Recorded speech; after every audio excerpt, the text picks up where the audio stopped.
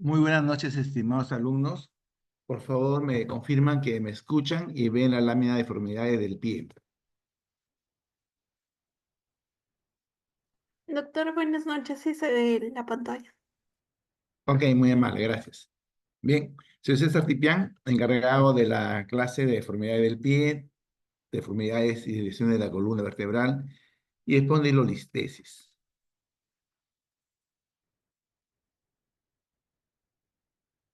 Ustedes, al revisar su libro, han visto esta lámina en que nos muestran varias alteraciones del pie. El pie de ese plantígrado se apoya en la planta del pie y tiene algunas alteraciones como por ejemplo aquí el pie plano cuando se pierde el arco plantar interno. Y el inversa, cuando tengo mucho arco, se llama pie cabo. Cuando apoyamos no en la planta sino en el talón, se llama pie talo. Y si apoyamos como los caballos con la punta del pie, se llama pie equino. ¿No? El pie sambo es combinación de algunos de los anteriores. Y me llamó la atención este pie valgo. ¿Por qué? Porque todos sabemos, ya a estas alturas todos sabemos, que valgo se llama cuando el eje del extremo distal se va hacia afuera con respecto del proximal.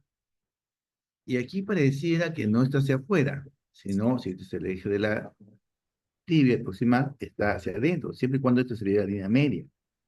Tendríamos que tener los dos pies para darnos cuenta si realmente esta es la línea media o no.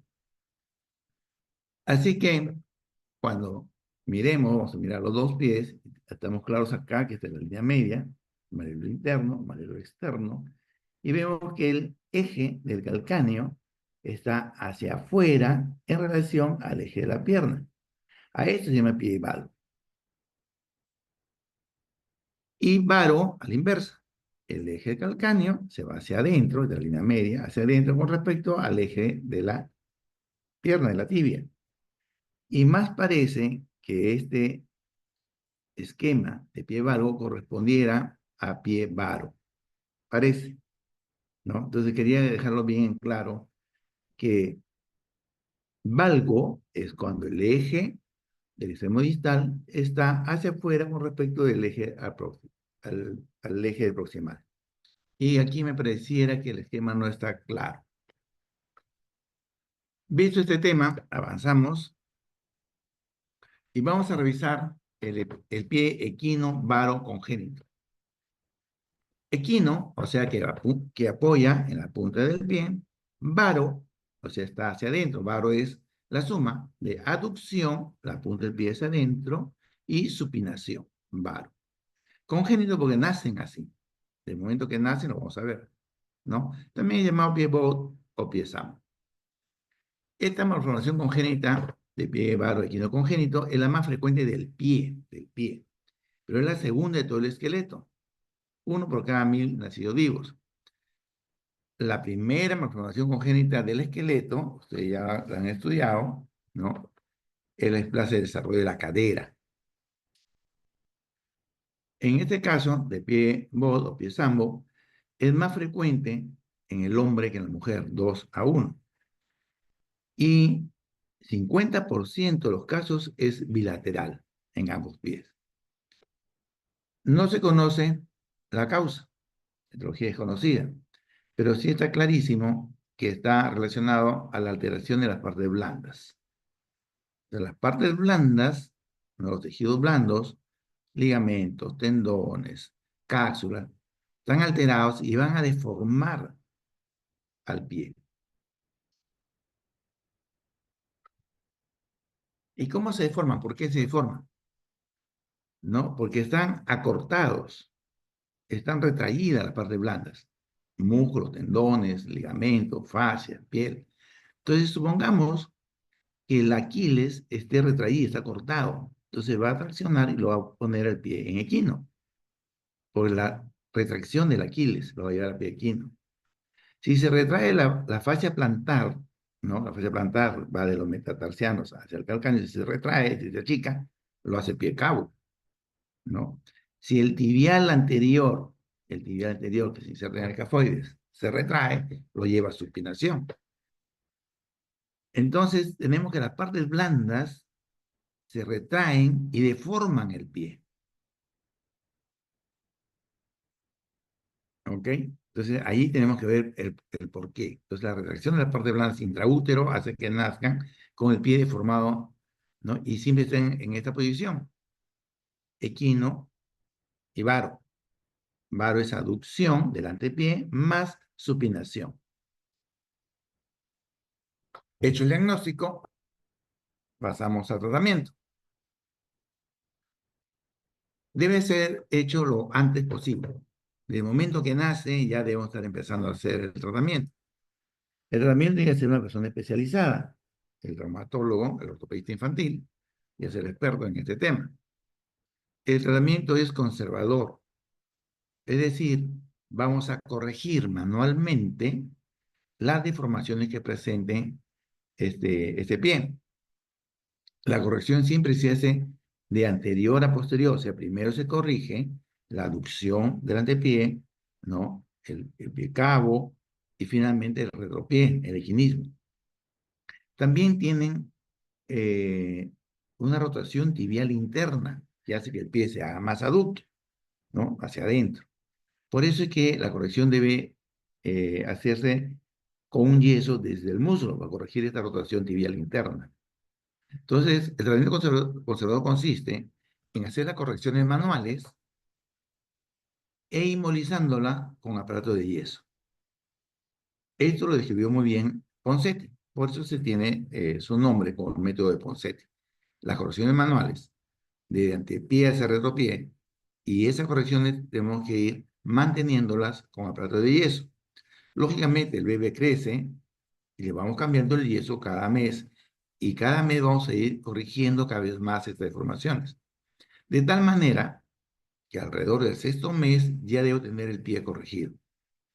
Y si es así, pasaremos a mantener esa corrección con unas férulas, ¿no? Unos aparatos, unas férulas que mantienen el pie así en abducción, separados. Y de dormir con estos aparatos todas las noches, hasta que empiece a caminar alrededor del año y tendrá sus botines ortopédicos para mantener la corrección.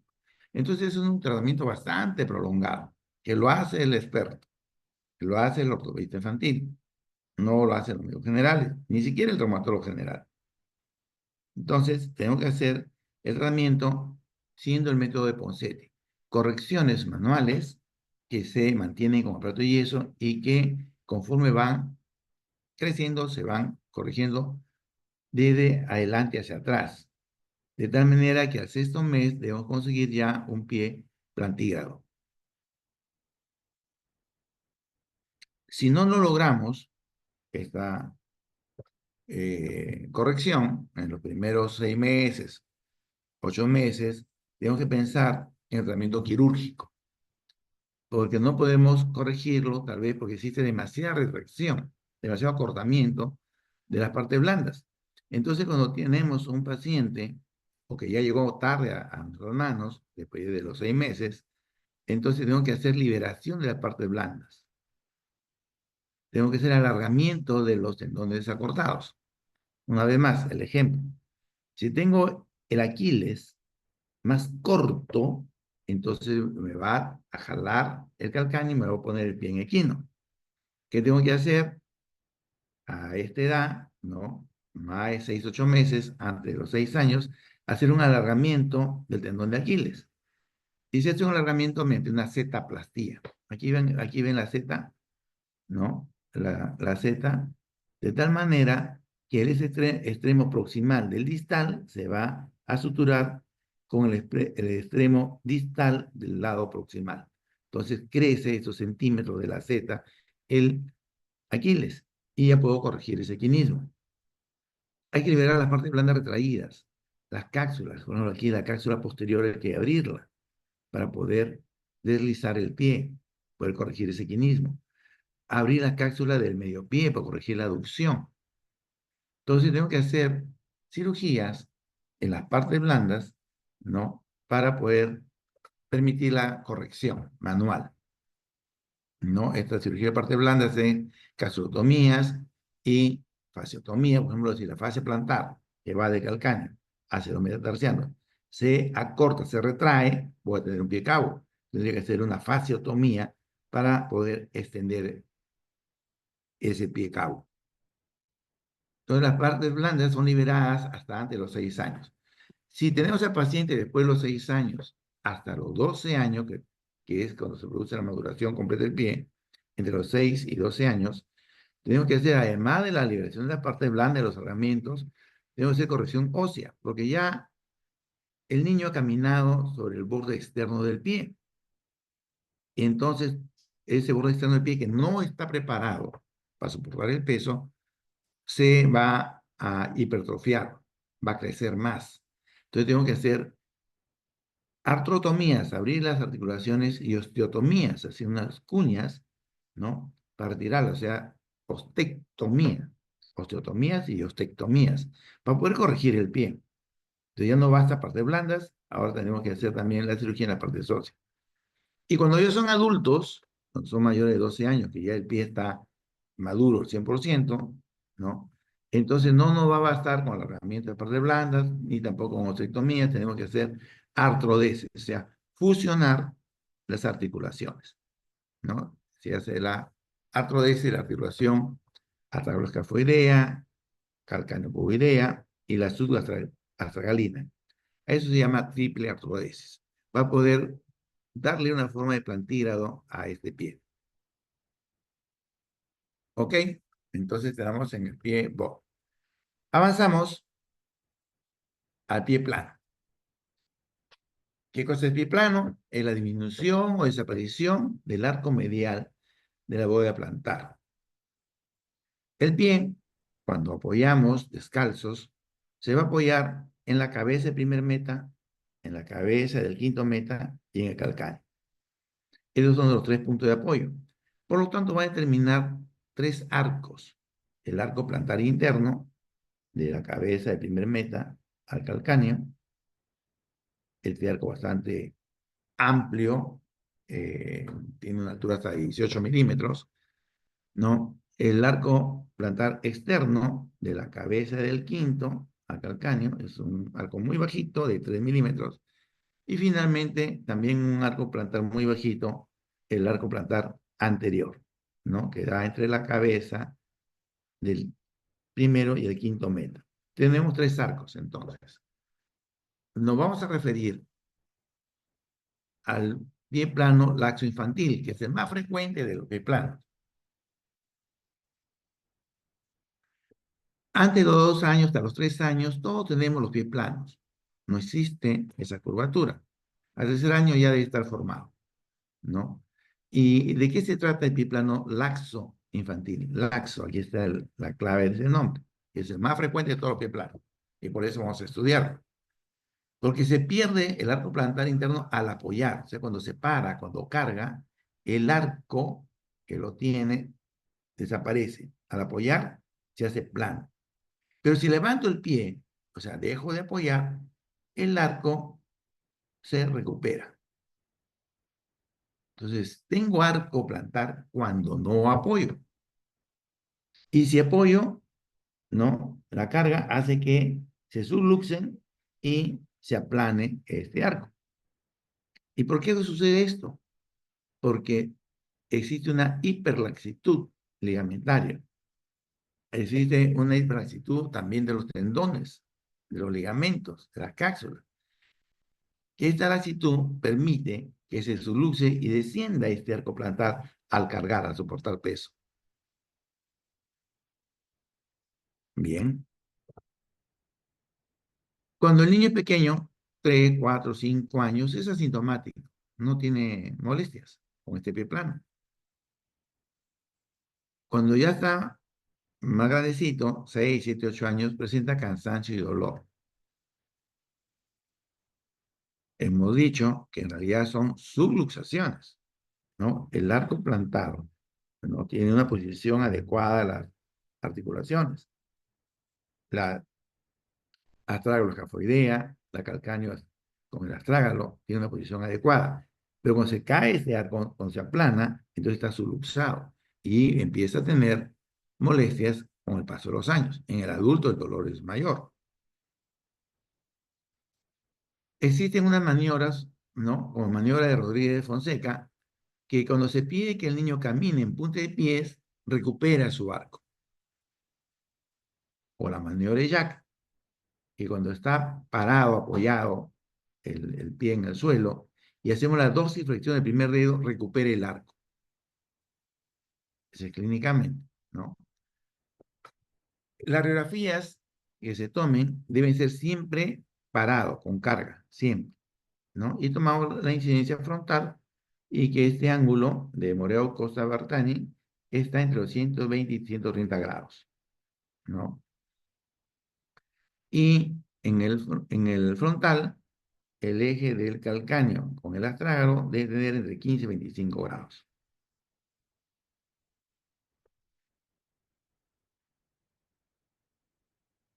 Entonces, ¿qué tenemos? De que el arco plantar, ¿no? Que sí se forma cuando no está apoyado, que sí lo tiene cuando no está apoyado, desciende con el peso, ¿no? Entonces, ¿y por qué? Porque no existe la fuerza necesaria de los tendones para mantenerlo en su posición original.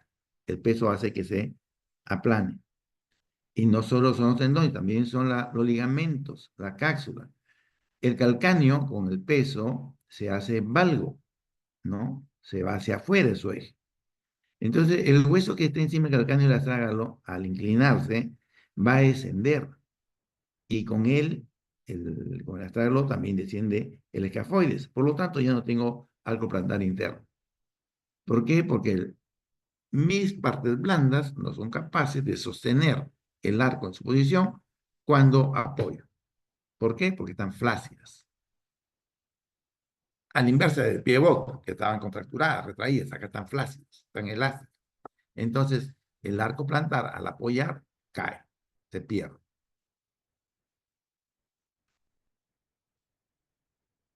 Vamos a distinguir distintos grados de pie plano.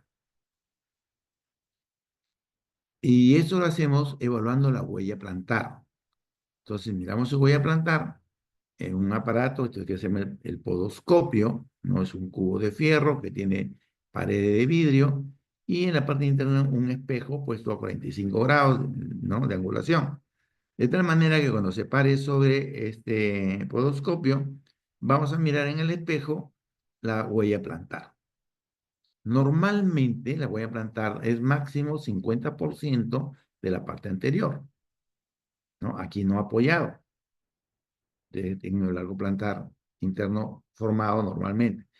Si la huella sobrepasa ese 50%, entonces es un pie plano de primer grado. Si contacta el borde, pero aún hay bóveda, de segundo grado. Si contacta el borde y no hay bóveda, no hay este hueco, entonces es tercer grado.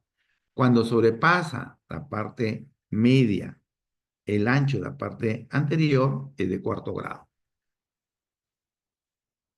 Como es difícil que ustedes tengan un podoscopio allí en sus serums, entonces, ¿cómo vemos la huella plantar? Si humedecemos el pie, ¿no? Cuando uno sale a la ducha y pisa la parte seca, deja su huella, ¿no? O sale a la piscina. Entonces, pero mojar el pie es un problema también. Le podemos entonces pintar, le ponemos talco que apoye en el suelo y vamos a ver su huella plantar. Existen muchos sistemas sofisticados hoy en día, ¿no? Pero tendremos que ver la huella plantar. Entonces, es un descarte ahí en el colegio, los niños, ¿no? Para ver cómo están su huella plantar, si tienen pie plano y en qué grado están. Hecho el diagnóstico, pasamos al tratamiento. Podríamos creer que si tengo pérdida del arco plantar al apoyarme, ponerle pues una plantilla con un soporte de arco longitudinal, ¿no? Y entonces así formo su arco. Podría tener unas cuñas en los tacos, una cuña interna en el taco, en los dos lados, para que el calcáneo no se haga valgo y esté derecho, ¿no? Ponerle un botín para que mantener el calcáneo vertical y no se incline. Entonces, el calzado ortopédico podría ser lo primero que se nos ocurra como corrección de este problema. Y no es así. El calzado ortopédico no es la solución. Podría ser un complemento, sí, pero no es la solución de ninguna manera. Pienso tratar el pie plano flácido con un calzado ortopédico, jamás lo voy a lograr. ¿Por qué? Porque el problema es la flacidez de los ligamentos, de los tendones, ¿no? De las cápsulas. Entonces tengo que fortalecerlo. Y eso se logra con ejercicios, no con el zapato ortopédico. Al contrario, el zapato ortopédico va a hacerlo que no trabajen, ¿no? Su fascia plantar, sus cápsulas, ligamentos, tendones. Porque lo está moldeando. Le sacó el zapato y otra vez se va a caer ese arco. Entonces no soluciona el problema con el zapato ortopédico. Puede ser un complemento, sí, pero jamás con tratamiento. El tratamiento es fortalecimiento de las partes blandas, que camina en punta de pie, ¿no? Que camina en punta de pie. Y ahí va a formar el arco, ahí va a fortalecer sus músculos, el tibial anterior, va a fortalecer los ligamentos, ¿no? La cápsula. Podemos pedir que enrolle, ¿no? La toalla con los dedos, ¿no? O que pase bolitas de papel, no hay que darle bolitas de vidrio, se las pueden comer, ¿no? De un lado a otro, ¿no? Ponerlo en este vasito, por ejemplo. Entonces tengo que hacerlos caminar en superficies regulares, en la arena, en la playa, para que el pie apoyado en distintas posiciones, todas sus partes blandas se fortalezcan. Ese es el tratamiento, entonces, en los niños de 3, 4, 5, 6 años. Y deben corregir allí. Cuando a pesar de esto no hemos podido corregirlo, o ya llegan muy tarde, entonces el tratamiento quirúrgico se va a tener que hacer. El tratamiento puede ser con una artrodesis subastralina para que el calcáneo se mantenga vertical y su luxe no se vaya en valgo, ¿no? Una artrodesis subastralina transitoria. ¿Por qué transitorias si las artrodesis son definitivas? Ustedes ya saben cómo son las artrodesis. Se retiran las caries articulares y se fusiona un hueso con otro y se pierde la articulación. En estos casos no, no se retira carie articular. Se pone un injerto óseo, ¿no? Una cortical, para que mantenga en posición al calcáneo. Y el injerto óseo cortical se va a reabsorber y con el tiempo recupera su función. Por eso se llama artrodesis transitoria, ¿no? Cuando ellos son mayores, son adultos, aquí ya no hay artrodesis transitoria que valga, hay que ser la artrodesis definitiva, ¿no? De la subastragalina, de la astragalocafoidea y la calcaneocoidea, será la triple artrodesis, para mantenerlo con el arco plantar, porque la caída del arco plantar va a producir subluxación o luxación, artrosis, dolor e impotencia funcional. Por esa razón que se tiene que operar en los adultos. Por esa razón tenemos que evitar que se mantenga el pie plano en los niños, corregirlos con ejercicios y no creer que el zapato ortopédico lo va a corregir. Son los ejercicios. Y evitaremos las cirugías. Bien.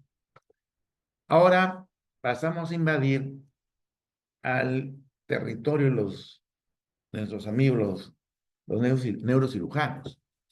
¿Por qué? Porque en el Perú existe un vicio, y es uno de los pocos países, en que el neurocirujano se encargaba de la columna y el traumatólogo no lo hace. En el país, por lo menos, yo diría el 95% de los hospitales, el traumatólogo no trata la columna, lo hace el neurocirujano. La cirugía me refiero, ¿no? Entonces, por eso digo que vamos a hacer un poquito de intrusismo aquí. Vamos a revisar las escoliosis y la cifosis. Se llama escoliosis cuando la desviación lateral de la columna vertebral en el plano coronal, o sea, en el plano frontal, es mayor de 10 grados. 10 grados es lo normal. Cuando es más de 10 grados, se llama escoliosis. Pero no basta que solo tenga esta desviación lateral. También tiene que tener alterado los tres ejes. O sea, va a alterar también la lordosis y cifosis fisiológicas que tenemos en la columna cervical y lumbar, ¿no? En el plano sagital. Y además, en el plano transversal, se asocian a rotación vertebral, que es el problema principal de las escoliosis, la rotación vertebral. Las escoliosis las podemos dividir en no estructuradas y estructuradas. ¿Qué son no estructuradas? Que son reductibles, que se corrigen. ¿Y cómo puedo darme cuenta que se corrigen? Le tomo una radiografía, inclinándose a la derecha, inclinando a la izquierda, y veo cómo se corrige esa escoliosis. Las estructuras no se van a corregir porque tienen alteraciones ya de los elementos tanto intrínsecos como extrínsecos de la columna. Es decir, hay alteraciones en las vértebras, en los discos, los ligamentos, o en los músculos, costillas y las vísceras. Entonces, si yo tengo una escoliosis muy marcada en el tórax, no tengo un buen desarrollo pulmonar. Puedo tener insuficiencia respiratoria o cardíaca. Tenemos que medir entonces cuánto de escoliosis tengo. Y Cobb hizo esta forma de medirlo. Tenemos que fijarnos cuál es la vértebra que más rotada está.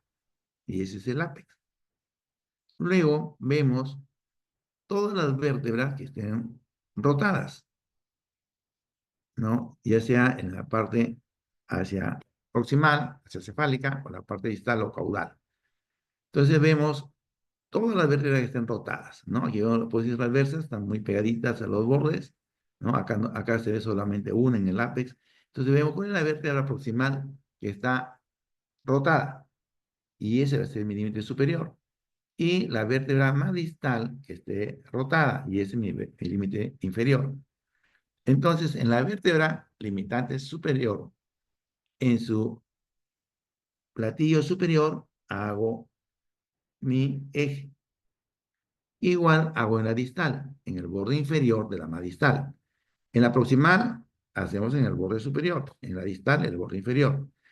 La intersección de estas dos líneas me va a dar el ángulo de Cobb. que normal hemos dicho hasta 10 grados.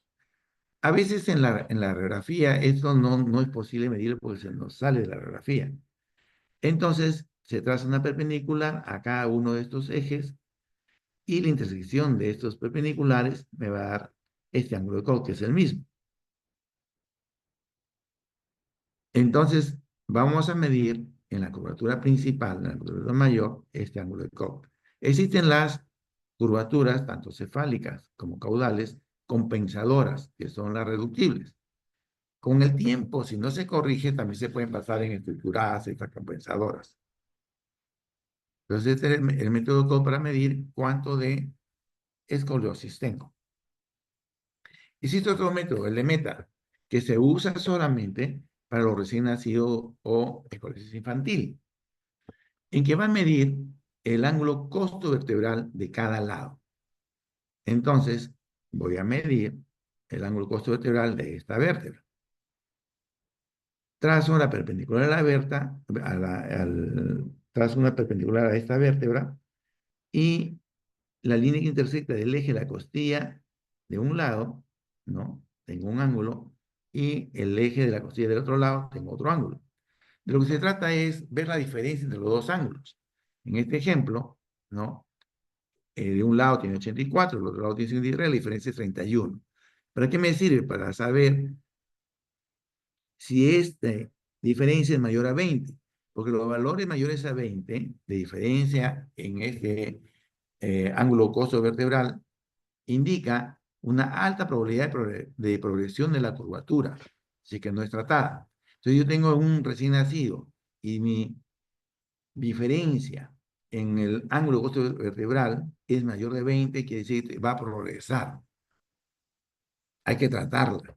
Va a ir mal, ¿no? Cuando tengo la diferencia mayor de 20. Si es menor de 20, lo podemos observar, esto no tiene mal pronóstico. Este es el método de Meta para los recién nacidos o escoliosis infantiles. Entonces vamos a clasificar las escoliosis. Tenemos las idiopáticas, que no sabemos por qué, las congénitas, las neuromusculares y las neurofibromatosis. La escoliosis idiopática es la más frecuente de todas y la vamos a dividir de acuerdo al grupo etario. Las infantiles de los 0 a 3 años y que casi todas, hasta el 90% de los casos, se resuelven espontáneamente. Las infantiles, ¿no? Cuando la curvatura es muy grande, siempre hay que pedir una resonancia, ¿no? Para descartar una lesión neurológica. En los juveniles, entre los 4 y 12 años, es al revés. El 70% de los casos progresan si no son tratadas. Entonces aquí hay que tener mucha atención. Los infantiles, 3 años a menos, se resuelven espontáneamente, sin tratamiento. Entre la juvenil, entre 4 y 12 años, la que aparece entre los 4 y 12 años, el 70% progresan si no las trato. Y la del adolescente, ya sea mayor de 12 años, 12, 13, 14, 15, 16 años, es la forma más frecuente de todas las esclerosis idiopáticas. Entonces aquí hay que poner el ojo. De las escoliosis, la idiopática, la más frecuente, y dentro de las idiopáticas, la más frecuente del adolescente, aquí tenemos que tener más énfasis, ¿no? Las congénitas no son muy frecuentes, 15%, y están siempre relacionadas con otras malformaciones congénitas que tenemos, ¿no? Y se deben pues a anomalías vertebrales. ¿Cómo son estas anomalías vertebrales? Se pueden dividir a canal medular abierto, con lesión neurológica como el mielomeningocele, o sin lesión neurológica, ¿no? La espina bífida oculta. O pueden dividirse con canal medular cerrado, ¿no? Que tienen, aquellas que tienen lesión neurológica, la diastematomelia, ¿no? Que hay una inhibición de la médula. Y sin lesión neurológica por hemivértebras, o sea que hay un fallo de formación congénita. La vértebra en lugar de ser un rectángulo es un triángulo. ¿no? Es un fallo de formación. O puede haber una falla de cementación, que se forman barras o bloques que no se han dividido. Y entonces, al no dividirse, se va a deformar. Forma de escoliosis puede haber mixta, combinando ambos casos, de hemivértebra o con bloques. Las escoliosis neuromusculares, ¿no? Problemas neuromuscular como en la PCI, la parálisis cerebral infantil, son con curvas bastante amplias y tienen mal pronóstico, suelen progresar. Y pueden dar pues insuficiencia respiratoria cuando la curvatura ya es demasiado grande, de 100 grados. Y esto nos podría obligar a hacer artrodesis a edades tempranas. Pero hacer artrodesis ya no va a crecer. Entonces ese es el gran problema, ¿no? Y por eso pues su mal pronóstico, esto es escoliosis de parálisis cerebral infantil. Pero si la curva va progresando muy rápido y va a llegar a los 100 grados, hay que atravesarlo, aunque impida su crecimiento. Porque lo otro es mayor insuficiencia respiratoria y a fallecer. Las escoliosis por neurofibromatosis, a Dios gracias, son más poco frecuentes, son muy agresivas y progresan rápidamente, ¿no? Y, y requieren, pues, de fusiones precoces, ¿no? Desgraciadamente. A Dios gracias, son poco frecuentes. ¿Cómo hacemos el diagnóstico? Primero, clínicamente. Hay que buscarla en el examen físico. No producen dolor en las etapas iniciales, ¿no?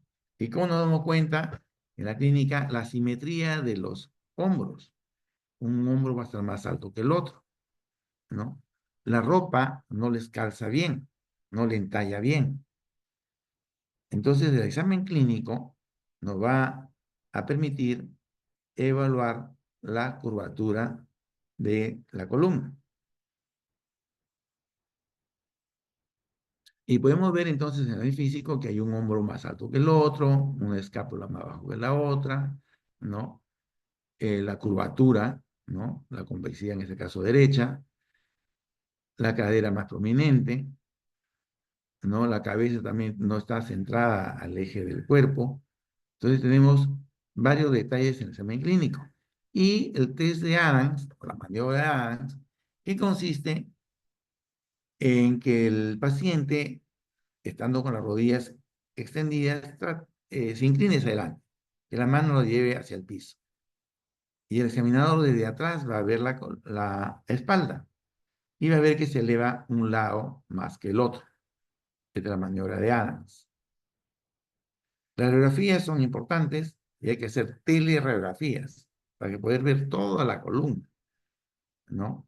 Y en esta teleradiografía, entonces, si queremos ver si esta curvatura es rígida, si se está estructurada o no, hacemos la inclinación pues derecha e izquierda y vemos cómo se va a corregir.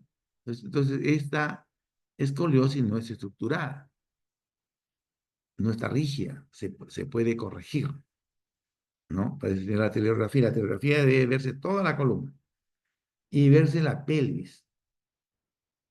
¿Por qué? Porque en la pelvis, en la cresta ilíaca, vamos a tener también un dato importante, que lo describió Risser, ¿no? Risser divide la cresta en cuatro partes, 25% cada una, y ve la maduración, la calcificación de la cresta.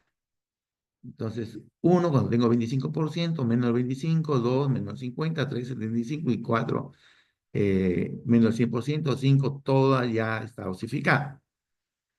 En su texto, han puesto un esquema que divide, no en cuartas partes, 25%, sino en tercios. Sin embargo, es el único texto que veo que divide en tercios y no en, en cuatro partes, en 25%.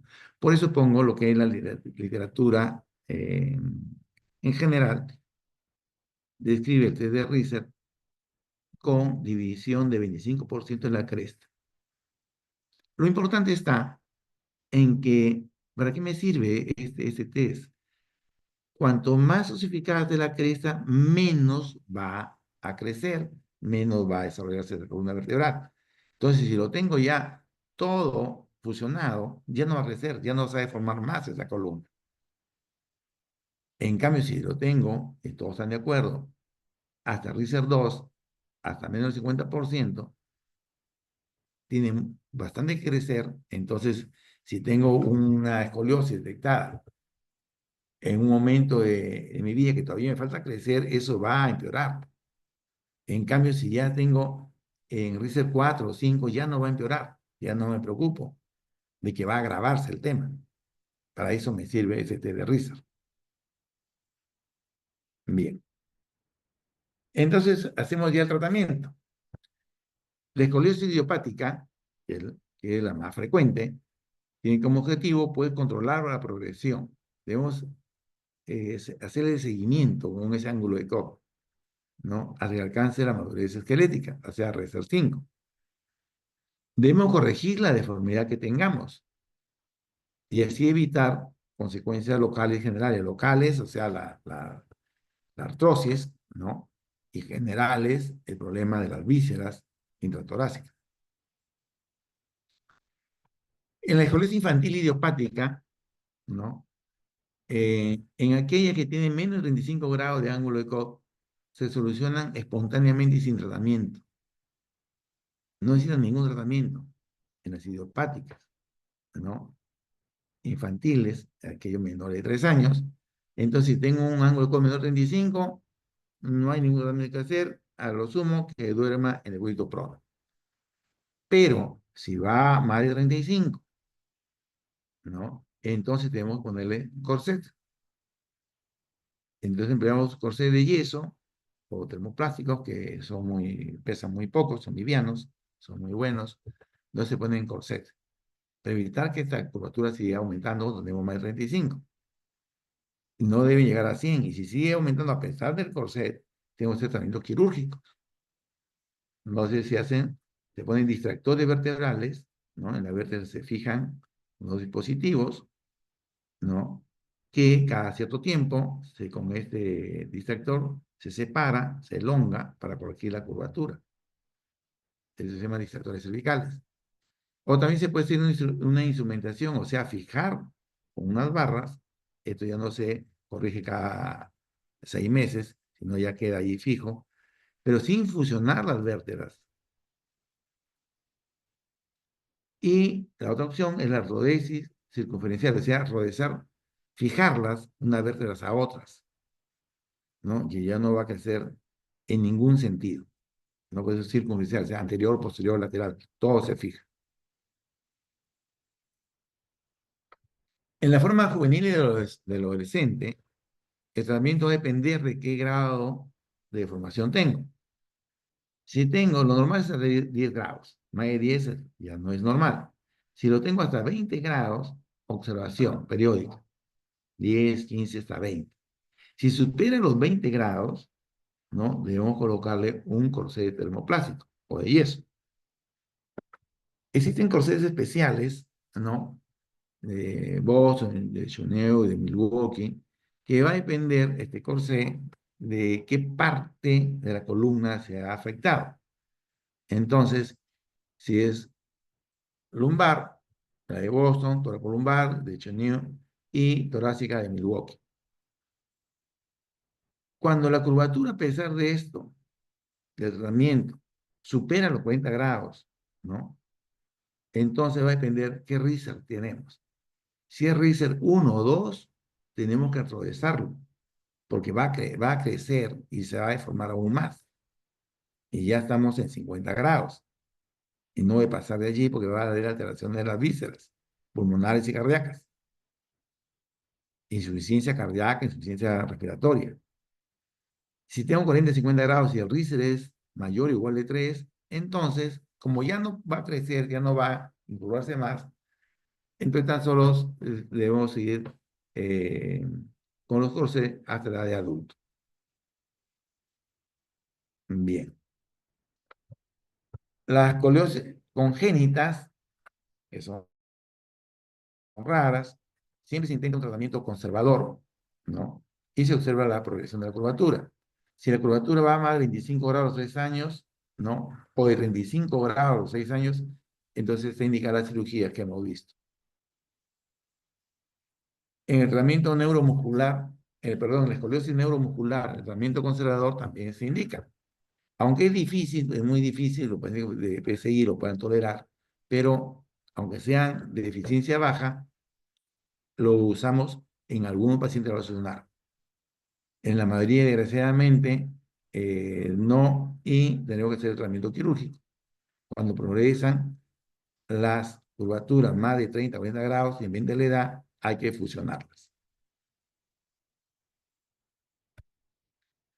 En la cifosis, y se llama cifosis cuando la curvatura está superior a lo normal. Lo normal es entre 20 y 40 grados.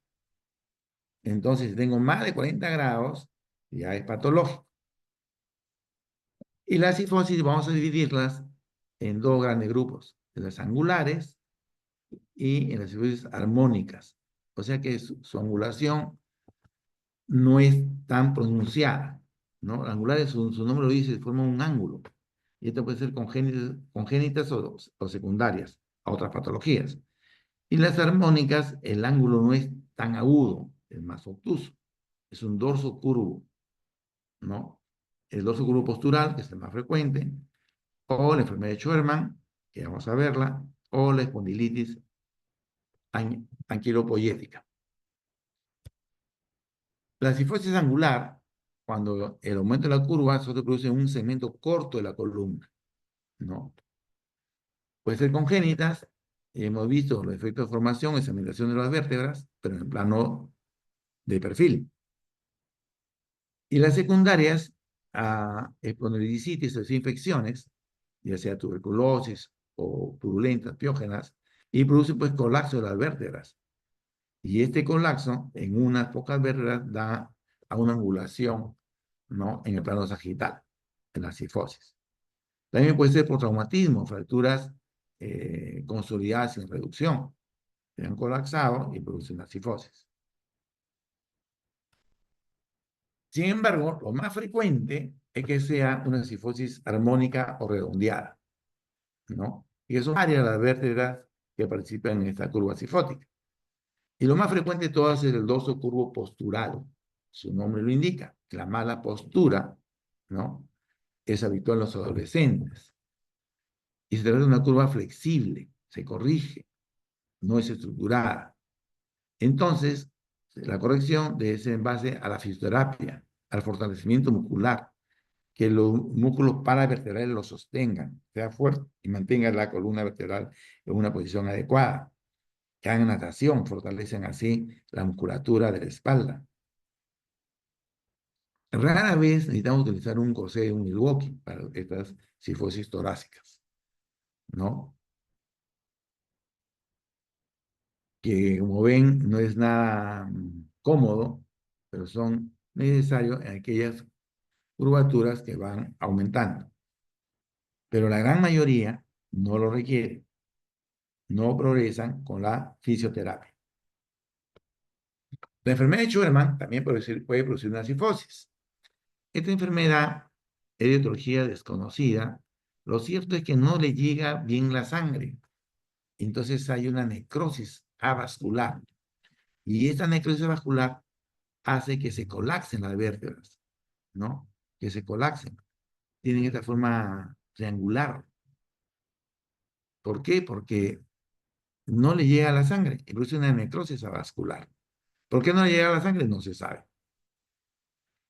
Típicamente se presenta en hombres entre los 13 y 15 años, ¿no? Existen acuñamientos de las vértebras anteriores, en la parte anterior, no en la parte posterior. En la parte anterior existe el colapso. Produce rigidez y ocasionan dolor. Radiológicamente se ven los nódulos de Small. ¿Qué cosa son los nódulos de Small? Ven aquí en este borde de la vértebra, ¿no? Como una muesca, ¿no? Como un hueco. Es que se ha producido como una hernia la hernia del núcleo pulposo, ¿no? La hernia nosotros vemos que es siempre para atrás o adelante, pero en este caso, como el hueso está con necrótico, no tiene fuerza, se colapsa, se hunde, ¿no? Esta vértebra. Entonces, este vacío, este hundimiento, se llama nódulo de Smog. Existe también irregularidad de los bordes de los platillos y disminución del espacio intervertebral. Eso es lo que vemos radiológicamente en un muchacho de 13, 15 años que tiene irregularidad de la cavidad articular y esa lisis del platillo, que es el nódulo de Small, que es el disco vertebral que se ha metido en la vértebra. Las curvas son flexibles, grandes, 40 a 60 grados, y pueden ser tratados con corsets. Yo tengo que evitar de que se flexione la vértebra. Yo le pongo un corset de Milwaukee para que se esté impedir la flexión. Pues si yo flexiono hacia adelante, me doblo hacia adelante, colapso más la vértebra. Entonces tengo que tenerlo en hiperextensión. Para eso se coloca el corset de Milwaukee. Si la curvatura llega a 75 grados, sí es indicación de cirugía, ¿no? La instrumentación de las vértebras. Y tenemos la espondilitis anquilopoyética, en que se va a fusionar la vértebra, ¿no? En la parte anterior y produce una cifosis. Entonces es una fusión anterior de la vértebra, anquilopoyética. Finalmente pasamos a ver la espondilolistesis. La espondilolistesis es el deslizamiento de una vértebra con respecto a la inmediatamente inferior. Aquí hay que tener mucho cuidado. La espondilolistesis es el deslizamiento de una vértebra con respecto a la inmediatamente inferior. Siempre hemos dicho que lo que se desplaza es lo distal, ¿no? Usted ve una fractura de Coles, el extremo distal del radio se desplaza con respecto al proximal, ¿no? En el pie plano, el calcáneo se hace valgo, se desplaza hacia afuera el calcáneo con respecto a la tibia. Acá es el inverso, es el único caso que es el inverso, es que el desplazamiento es de la vértebra proximal, no de la distal. Entonces, ponderolistesis es el deslizamiento de la vértebra superior con respecto al inferior. Generalmente se habla de listesis cuando se desliza hacia anterior, hacia adelante, que es lo más frecuente. Y se llama retrolistesis cuando se desliza hacia la parte posterior.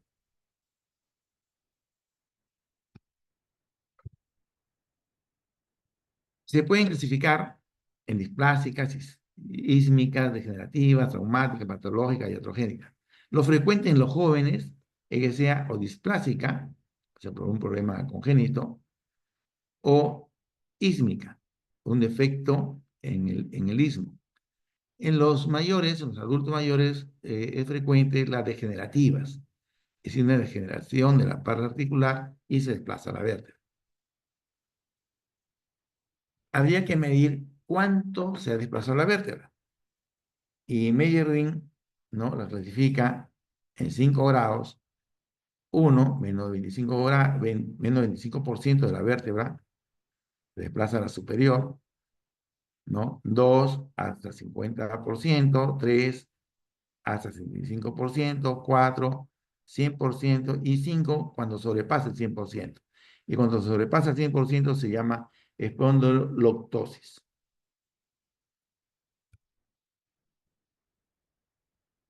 Hemos dicho ya que los más frecuentes en los jóvenes son las displásicas, las ísmicas, y en los mayores a una degeneración, ¿no? Por artrosis. Se genera la parte interapofisial y esto va a permitir el deslizamiento.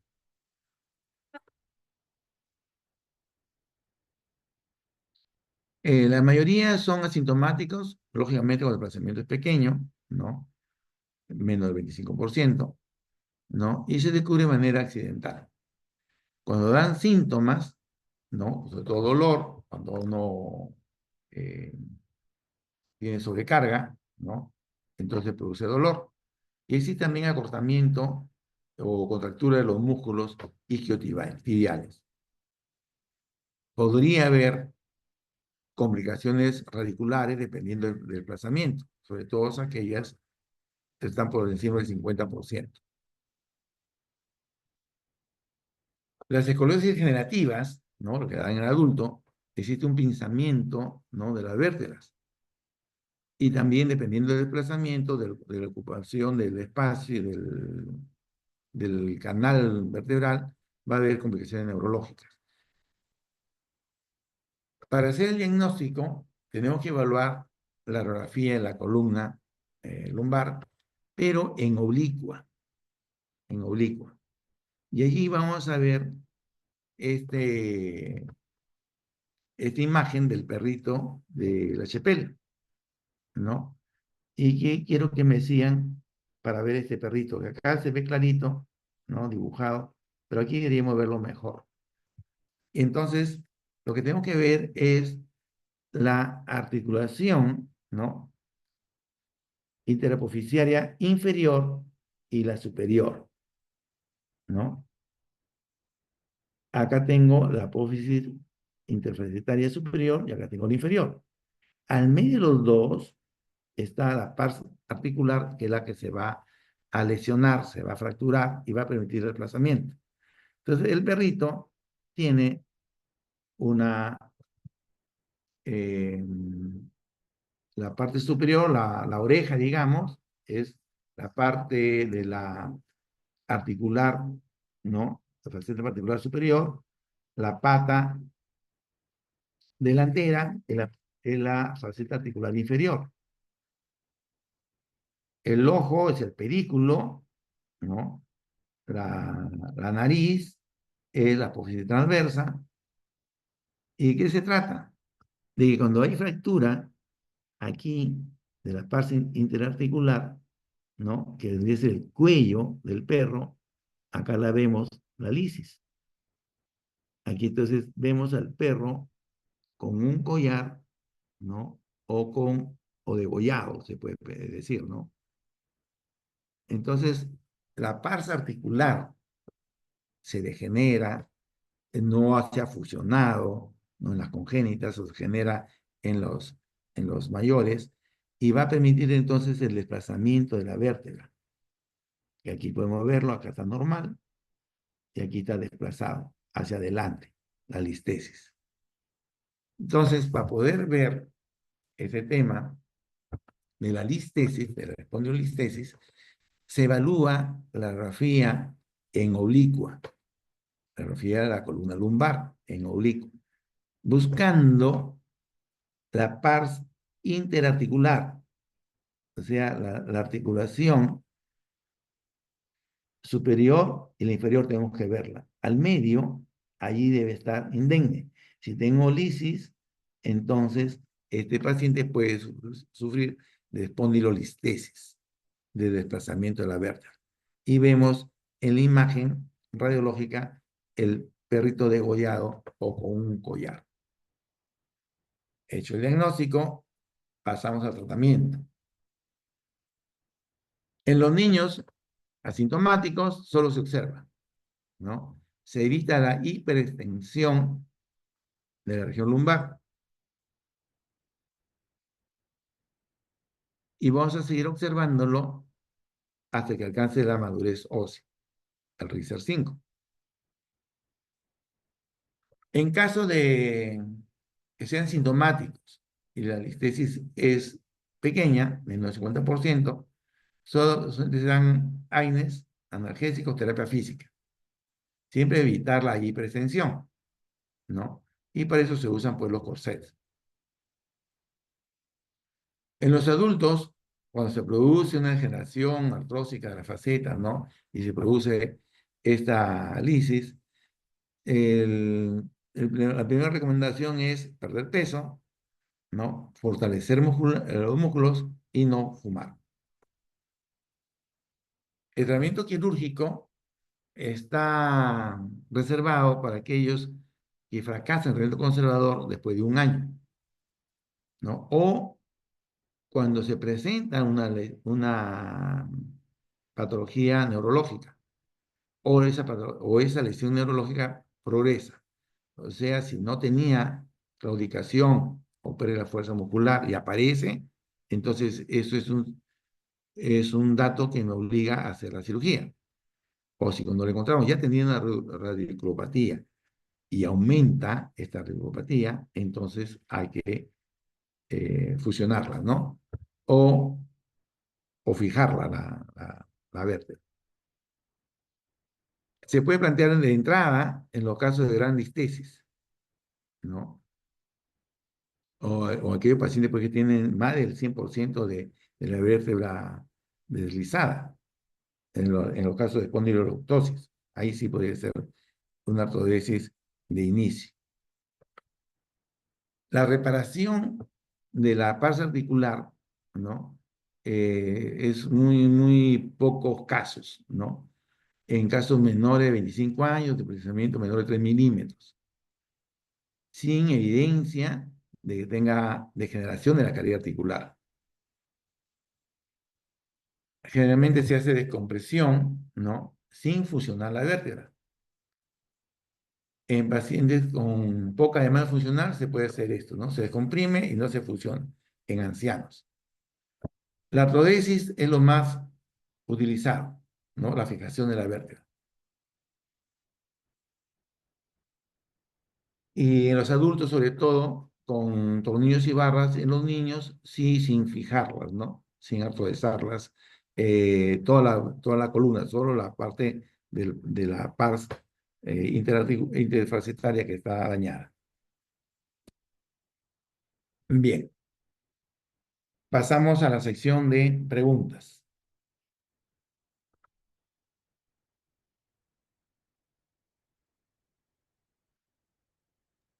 Doctor, buenas noches. Disculpa, ¿podría volver a explicar? Buenas noches. No te escuché la pregunta, ¿me podría repetir, por favor? ¿Sí me podría volver a explicar el método de meta, por Ah, favor? ya. Esto es para ver en los casos que están evaluándose un recién nacido o pequeños, ¿no? Entonces, esta escoliosis, vamos a verla no con el ángulo de Cobb, sino con el método de meta. Lo que se trata es, eliges tú la vértebra, una vértebra, y voy a trazar una perpendicular al eje de esta vértebra. Luego voy a trazar el eje de la costilla de un lado y la intersección me dará un ángulo. Y trazo el eje de la costilla del otro lado y me dará otro ángulo. Lo que se trata es ver la diferencia entre los dos ángulos. Si la diferencia es mayor de 20 grados, quiere decir que tiene mal pronóstico, que va a progresar esta escoliosis. ¿Me expliqué? Sí, doctor, muchas gracias. A ti.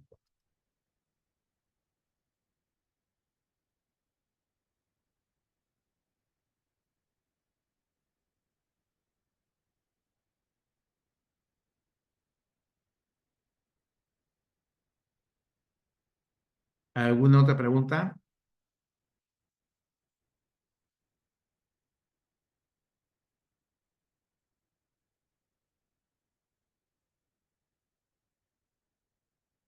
Bueno, no habiendo más preguntas, entonces nos vemos el día 28 para la clase de las luxaciones de cadera y fracturas del fémur proximal.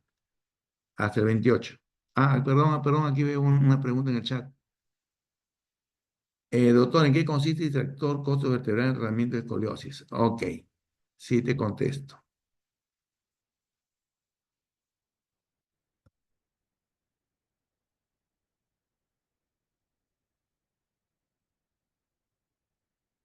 Ya.